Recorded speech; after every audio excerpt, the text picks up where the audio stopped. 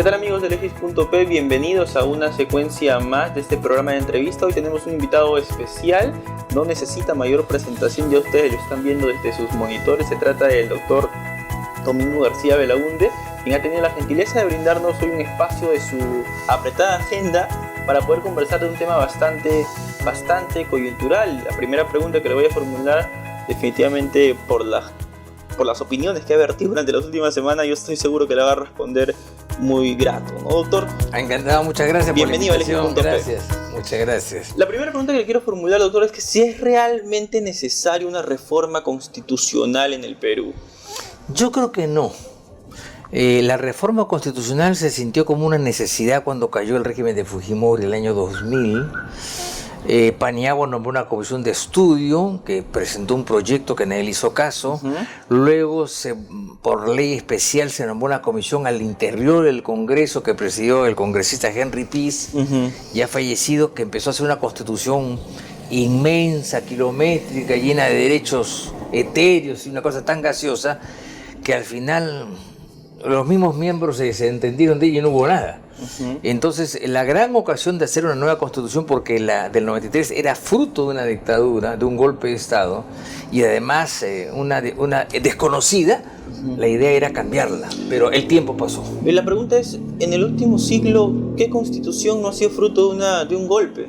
Todas peculiares, ¿no? Por ejemplo, la del 19 fue un golpe civil en realidad. Leguía, que había ganado las elecciones, se apresuró y votó a Pardo y convocó una asamblea nacional, era innecesaria, ¿no? Pero en fin, después el 31 era casi una necesidad porque se votó a Leguía en agosto del 30, entonces había que hacer algo, no se podía tener la constitución de Leguía. Y luego los militares, ya en el poder del año 68 al 80, pusieron como condición para el poder, para entregar el poder a los civiles, hacer una nueva constitución, cosa que la gente no aceptó al principio, después se allanaron. Y de ahí salió la Carta del 79. Ahora, según lo que usted me acaba de mencionar, si se supone que la constitución es el reflejo de los valores y principios de una sociedad, si todas las constituciones en el último siglo han sido frutos de golpes de Estado, ¿qué sentido tendría seguir solventando una constitución como la que tenemos hoy?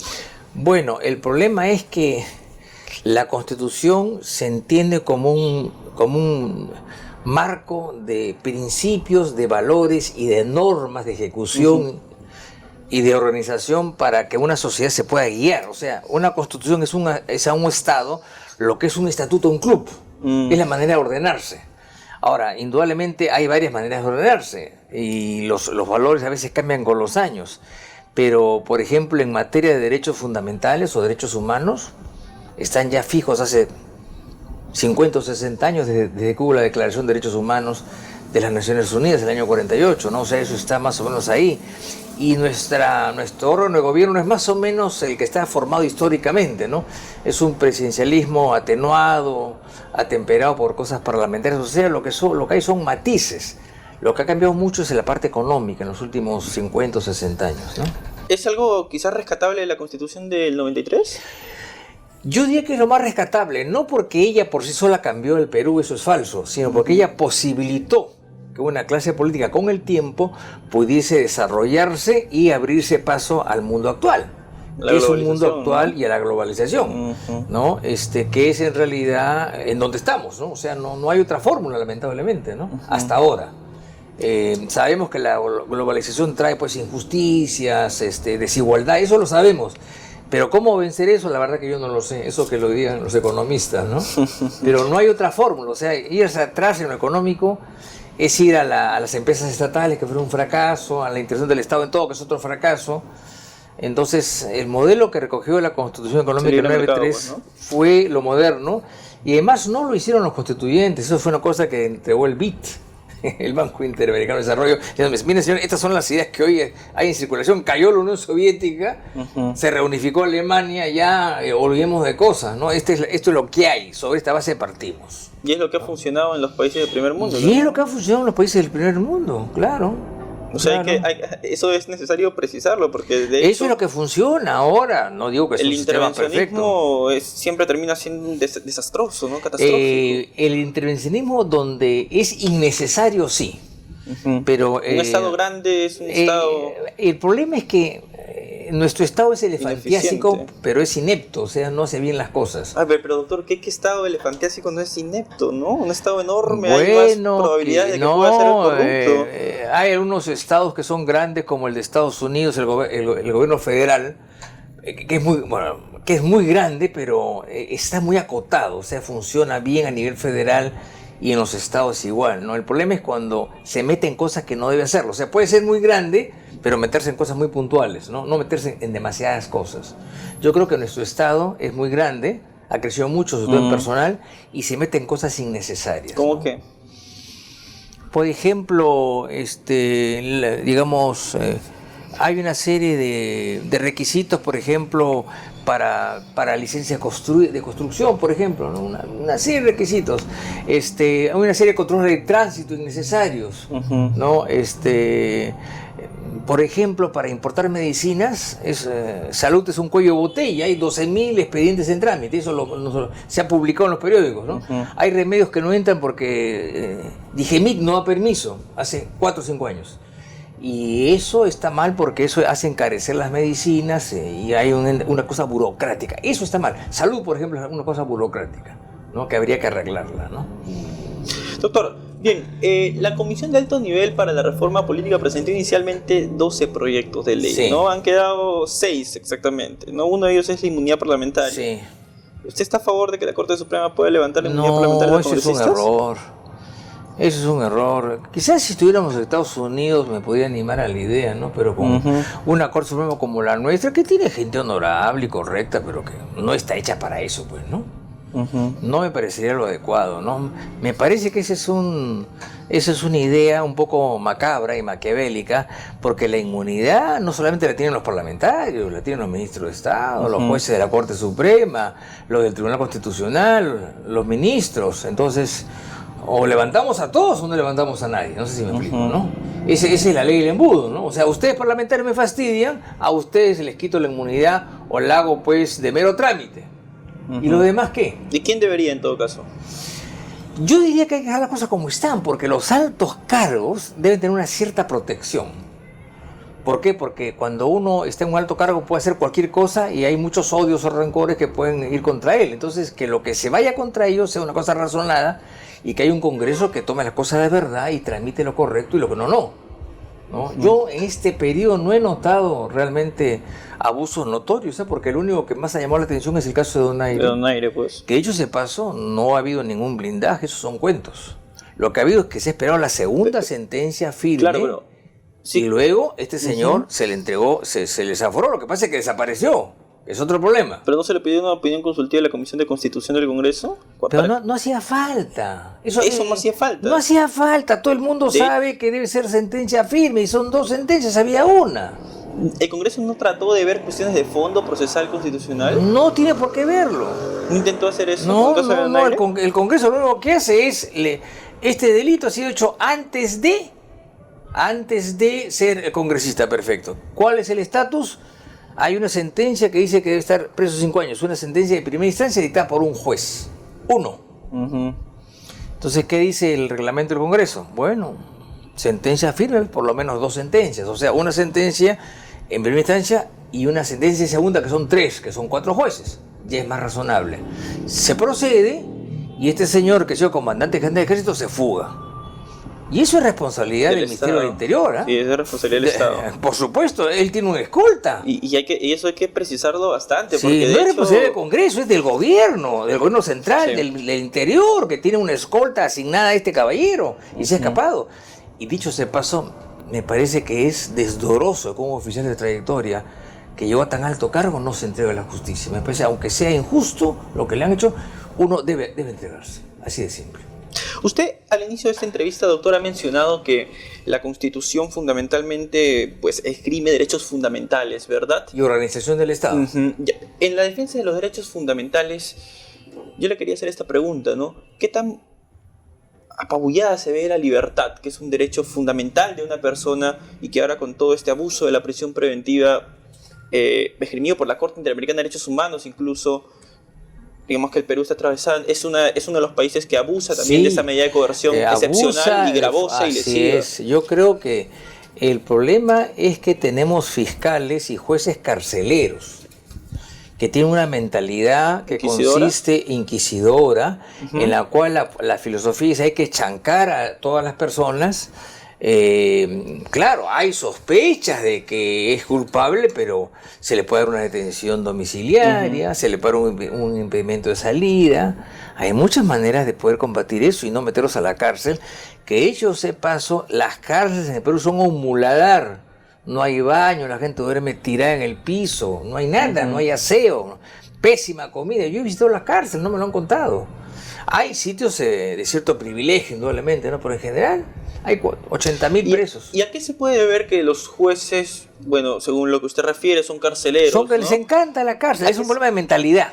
¿De formación, De tal formación, los han formado con que lo ideal es meterlo a uno a la cárcel. vez? Tal vez el código procesal, el anterior a este, el de 2004, antes del 2004, es un código procesal un tanto incivilizado, un tanto inquisidor. No, yo diría que el anterior es no, el problema es el siguiente. Porque el del 2004 para adelante es un código procesal muchísimo más civilizado. No, pero el problema es el siguiente. El problema es cómo se interpreta una norma. Yo no soy penalista, pero me lo han contado los penalistas. Por ejemplo, hay una norma que para dar 3 años de prisión preventiva hay que prever una organización criminal. Claro. Entonces, bajo ese criterio, se pide 3 años. Entonces, la señora Keiko Fujimori está en la cárcel 3 años porque no tiene acusación, no hay investigación, no hay nada, pero se supone que es una organización criminal y hace 3 años. Esos criterios que usan los jueces, que son criterios mal hechos, mal pensados, mal elaborados, han sido analizados por la justicia española en la Audiencia Nacional de Madrid, en el caso de Inostroza. ¿Qué cosa ha hecho la Audiencia Nacional de Madrid? Que es una buena justicia. Esto no es criminal, así de simple. Ergo, no está mal el concepto, ni quizás los conceptos podrían discutirse, ¿no? Está mal la aplicación, estamos llenos de jueces y fiscales carceleros. Les encanta meter a la gente, así como hay gente que le gusta meter goles, o hay gente que le gusta comer su lomo saltado, a ellos les encanta ver a la gente en la cárcel, entre rejas. ¿Qué vamos a hacer? Es un problema de morbosidad carcelaria. Eso yo no lo puedo cambiar. Entonces, como no se puede cambiar, lo que hay que hacer es bajar y cambiar esas penas, así de simple. Porque no puede ser que todo el mundo esté preso porque sí. Cuando usted dice cambiar las penas, se refiere específicamente a Cambiar las medidas cautelares, ¿no? O sea, la prisión preventiva, esas reducir cosas. plazos. Reducir plazos, sí, y reemplazarlas todas por... penalizar a jueces y fiscales. Y en su momento penalizar a jueces y fiscales, por supuesto, porque están abusando de un hombre... Bueno, hay un caso, por ejemplo, que lo puedo decir porque yo no tengo ninguna intervención, ¿no? Rómulo León Alegría estaba en este asunto de los petroaudios. Era un simple particular, estaba ahí un poco vendiendo su trabajo, haciendo su chamba, como se dice. Lo metieron 3 años preso, a los años salió, no le encontraron nada y le dijeron una palmadita, ¿cuánto lo siento, hermano? ¿No? Eso no puede ser, pues. Eso no puede ser. Esos 3 años no se lo quita a nadie. Entonces, eso es un abuso. Y ya la Corte Interamericana y sobre todo la Comisión Interamericana ha dicho que eso es un abuso. Y el único que ha reaccionado frente a eso es el Tribunal Constitucional en un voto por mayoría, porque no ha sido unánime, por mayoría, y espero que en otros casos se haya parecido. Ya la Corte está reaccionando algo contra eso, la Corte Suprema me refiero, ¿no? Pero hay que ver en el caso de Keiko Fujimori, yo creo que debería salir. ¿Qué hace ella adentro? Si no tiene hijas, tiene marido, no se va a escapar. En todo caso que le den detención domiciliaria, parece que quisieran vengar con ella. ¿De qué? No es funcionaria pública. No le han probado nada, todos son acusaciones de boca para afuera. ¿No es un exceso sugerir y penalizar a jueces y fiscales? ¿No rompe un poco la dinámica de un No, proceso los penal? jueces son responsables de lo que hagan mal, eso es prevaricato. Un juez es responsable de sus actos. Hay una ley de responsabilidad de jueces y fiscales que no se aplica. ¿Quién asume mayor responsabilidad? ¿El fiscal que requiere o el juez que ordena? Ambos. ¿Ambos? Ambos, por supuesto. Doctor, para no irnos Para mí, mucho ¿no? por Eso las- podrá discutirse, ¿no? Para no irnos mucho por las ramas, hay un proyecto de ley que ha presentado también el Ejecutivo que señala que no pueden postular a cargos de elección popular las personas que cuenten con sentencias condenatorias en primera instancia por delitos dolosos cuya pena sea mayor a 4 años. ¿Usted está a favor de Estoy en esto? contra. Eso ¿También? va contra la presunción de inocencia. Una sentencia en primera instancia es un hombre, un juez. Tiene que haber sentencia firme. O sea, 2 sentencias como mínimo. Sentencia firme es 2 instancias. Esto me parece una barbaridad. Yo creo que hay una intención de parte del Ejecutivo de desarmar a los partidos y desarmar a los grupos políticos y hacer puré al Parlamento. Esa es mi impresión personal. No sé con qué objetivo, ¿no? ¿Con qué objetivo? Porque usted lo dice varias veces. Con objetivo es que simplemente que el Ejecutivo mande como le da la gana y si es posible se quede más allá del 21. No me extrañaría, ¿no? Democracia interna de las agrupaciones políticas. Bueno, debería haber, claro, pero no como se ha planteado, ¿ah? Porque como se ha planteado es bastante controvertido. Es muy controvertido. Sí debe haber una democracia interna, evidentemente, ¿no? Pero hay muchas formas de hacerlo. La manera como se ha hecho... Se sugiere elecciones primarias abiertas. Pero que solamente sean los militantes, pues, no ajenos. Ajenos se sugiere. No, pues ¿por qué? Pues, un partido es una organización abierta. Por ejemplo, no sé, creo que la Democracia Cristiana tiene 100.000 inscritos, por X motivo. Que actualicen su inscripción y que participen en ellos, pues. Y los que quieren participar, que se inscriban. ¿Eso no vulnera el principio de libre asociación? ¿En qué sentido? El hecho de que sea abierta la democracia interna, ¿no? Elecciones primarias. Sí, podría ser, pero más que todo atenta contra la seriedad y la organización del partido, ¿no? O sea, tal como lo quieren hacer, yo no sé dónde vamos a acabar, honestamente, no lo veo claro. He visto muchas críticas, no me he metido a fondo en el tema, pero no lo veo claro, no veo por qué esa necesidad de meterse con los partidos políticos para despedazarlos en un romance, ¿no? Ya de por sí los actuales están muy devaluados, por así decirlo, ¿no? ¿Qué más? Que se sigan devaluando solos, no hace falta hacer más, ¿no? Paridad, doctor Domingo García Belaúnde. En contra. ¿Está en contra? ¿No considera que la posición de la mujer sea, digamos que hay una suerte de micromachismos que le imposibilitan a la mujer acceder a ciertos puestos políticos? Mire, le voy a contar. Yo no dudo que esta es una sociedad machista y tiene rezagos todavía, eso es evidente. Pero mire, le voy a contar. En casi 50 años, 40, el Tribunal Constitucional ha tenido más o menos 50 jueces, el Tribunal Constitucional.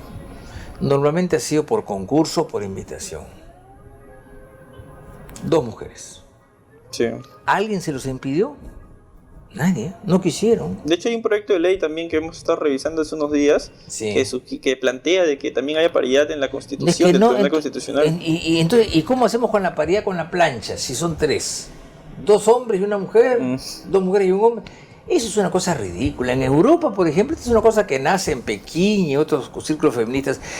O sea, la mujer se va imponiendo sola. Por ejemplo, cuando yo recién me inicié en la profesión, en la ciudad de Lima, pues habían 2 mujeres jueces, 2 o 3.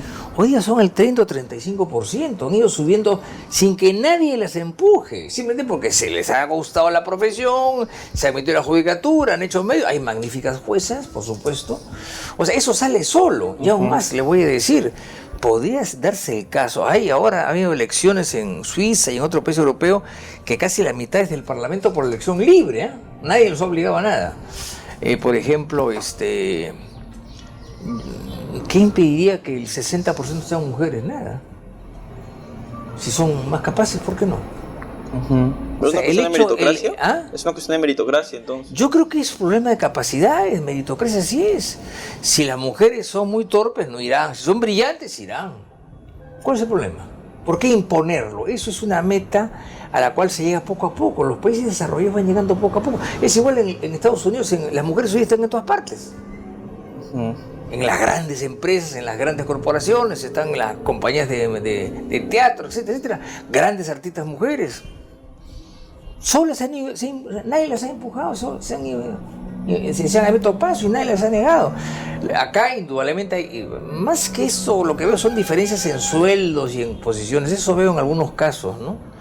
Pero eso se logra poco a poco con cultura, no a base de leyes, y menos en el aparato del Estado, ¿no? Doctor, usted en sus videocolumnas, que nosotros en legis.p seguimos con bastante frecuencia, señala usted de que el Poder Ejecutivo le ha declarado una guerra al Congreso de la República. Yo creo que sí, hay una guerra.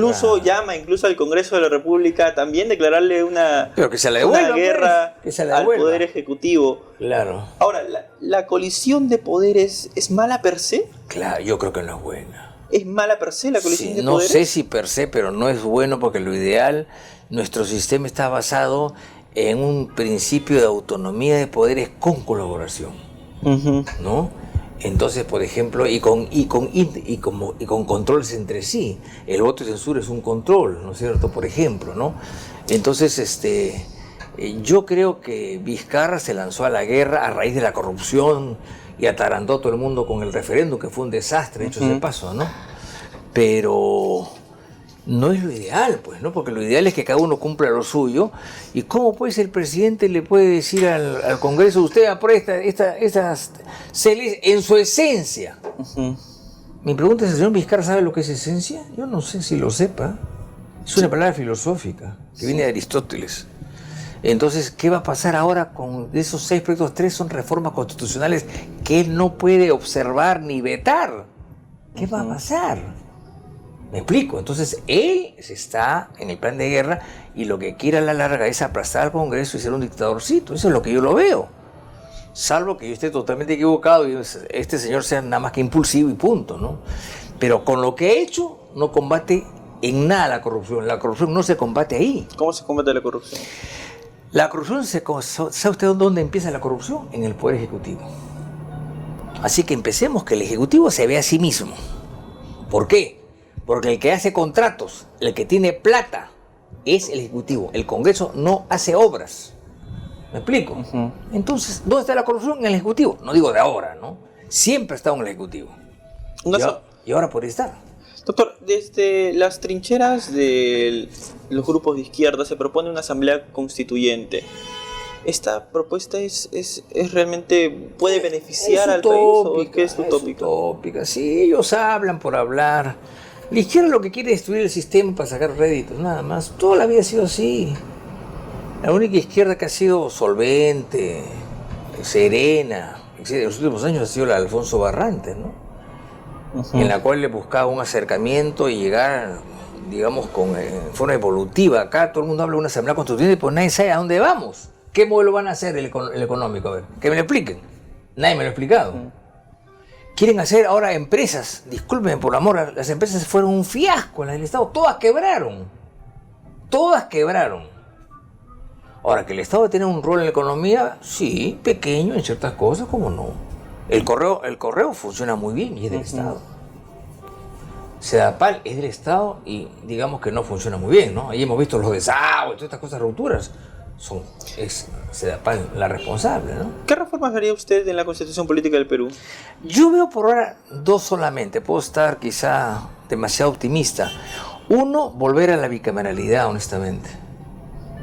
Y 2, replantear la descentralización que está muy mal hecha porque ya hemos visto que las regiones han caído pues en manos de gente irresponsable o de gente que no conoce el oficio, que no sabe qué hacer con la plata, que se dedican el dinero a hacer pues la plaza de homenaje a la guitarra, ¿no?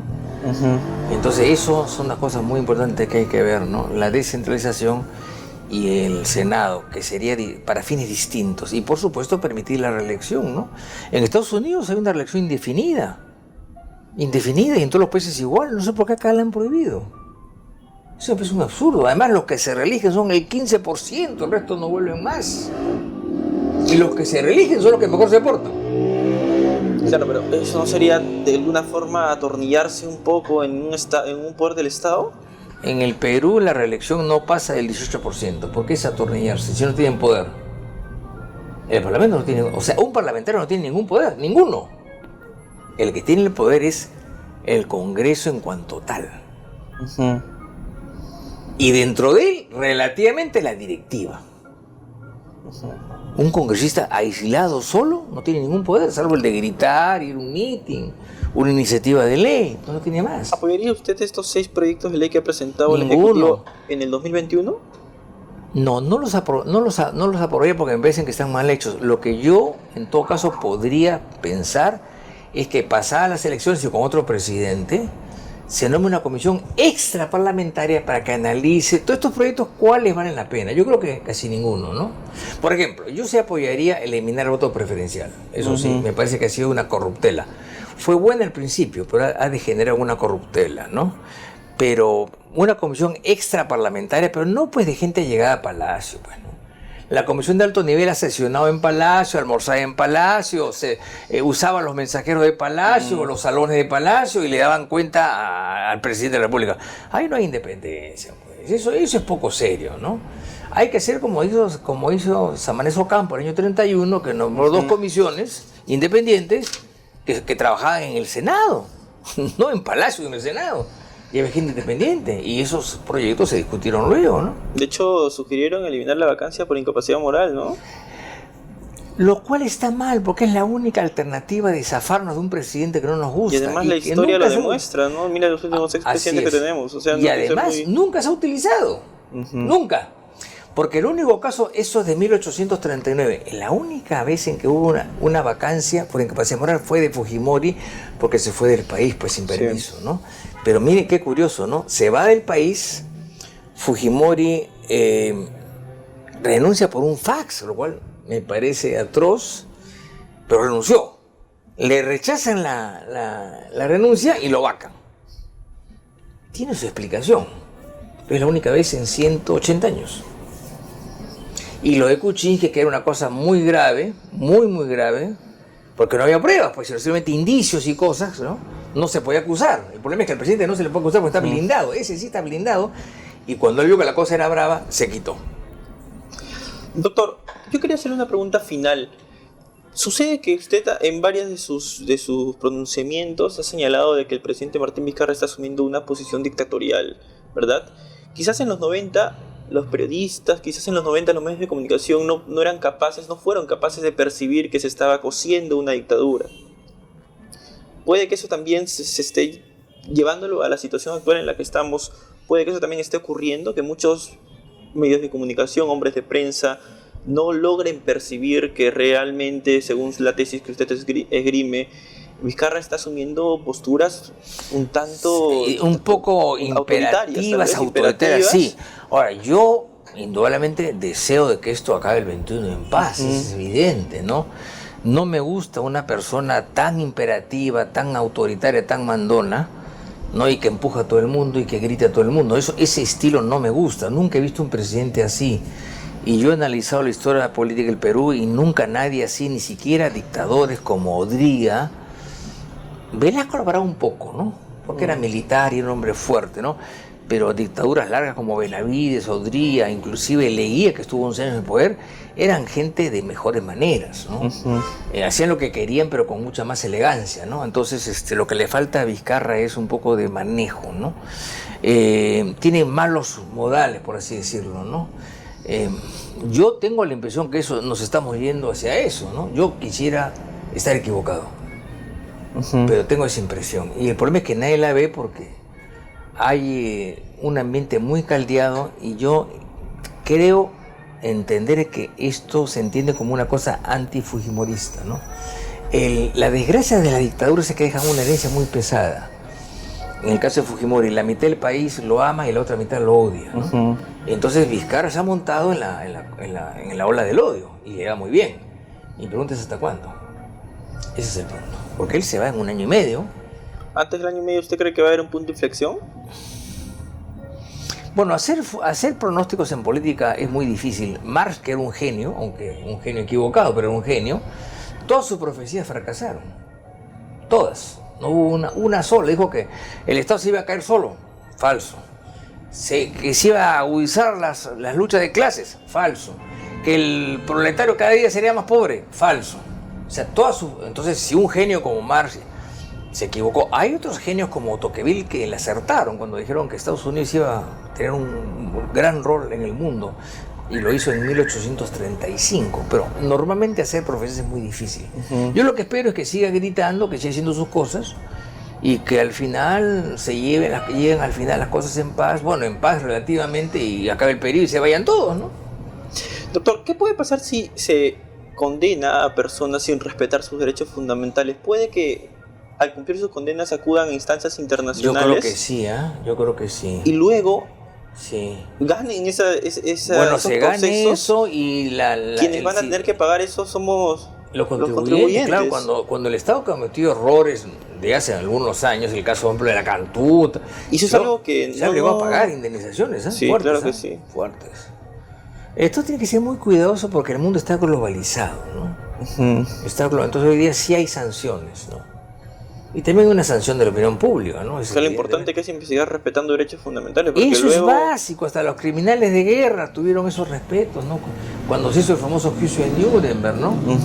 Se respetó a la gente y se les condenó a algunos, a otros a cadena perpetua, a otros a pena de muerte y algunos los liberaron, ¿no? Eso es lo que se llama hacer justicia. La justicia es ver las cosas como son y las pasiones a un costadito, que es muy difícil, por supuesto, ¿no? Sí, pues... ¿Usted ha logrado conseguir dejar las pasiones a un lado? Bueno, el hombre de por sí es un animal de pasiones, es evidente, ¿no?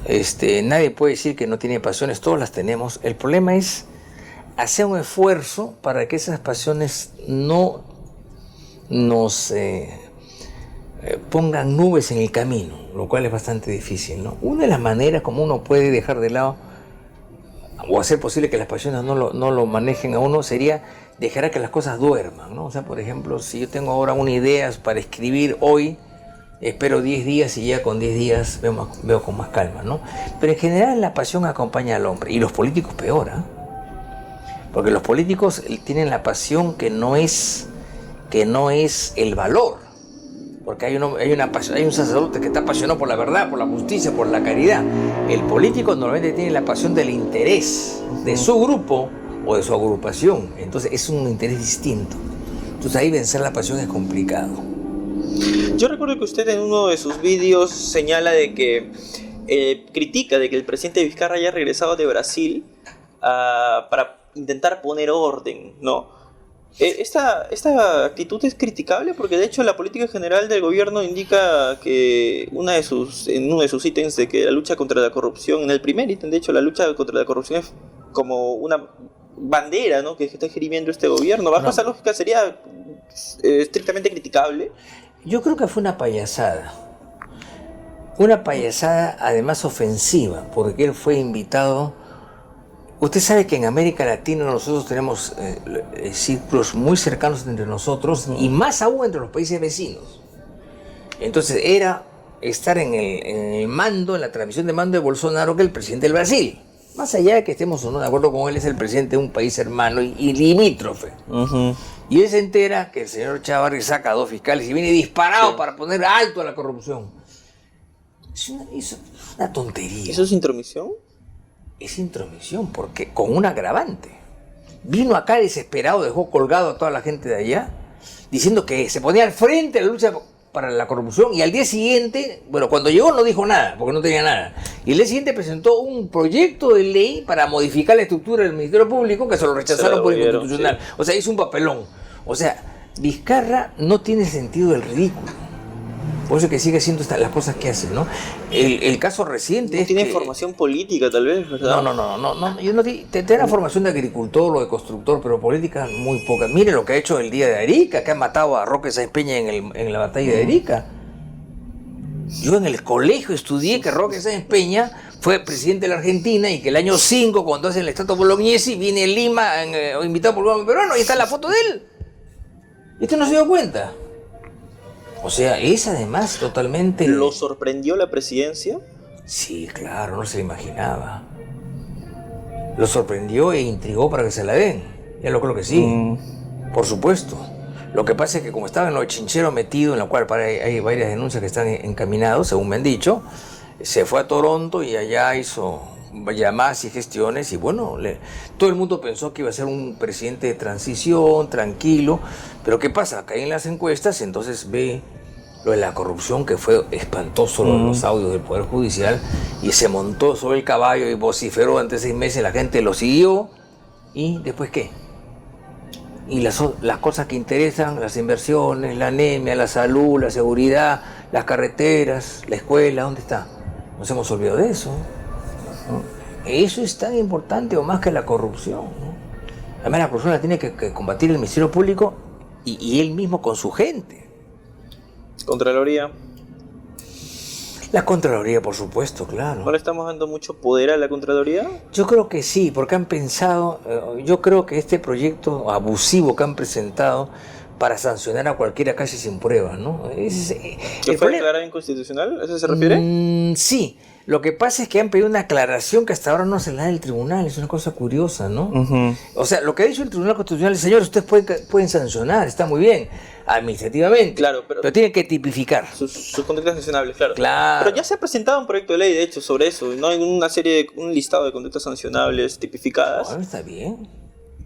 La Contraloría debe hacer algo. De hecho, fue muy duramente criticado el Tribunal Constitucional por sectores que decían de que trataba de blindar a... No es cierto, acá la gente... Miren, en este país la gente habla por hablar, hablan porque tienen boca, no se informan, no leen. Es como el día del debate, nadie había leído la menor idea en torno a lo que era la moción de confianza o la cuestión de confianza. Hablaban. Este es un país de gente que no lee. ¿Qué vamos a hacer, pues? La Contraloría tiene ciertas facultades, pero uno, no hay que empoderarla tanto. Y dos, las que tienen que ser muy acotadas. Y tres, son administrativas. O sea, pueden ser impugnadas en la vía judicial. ¿Quién fiscaliza la Contraloría? Es un órgano autónomo, ¿no? Se supone que funciona bien, ¿no?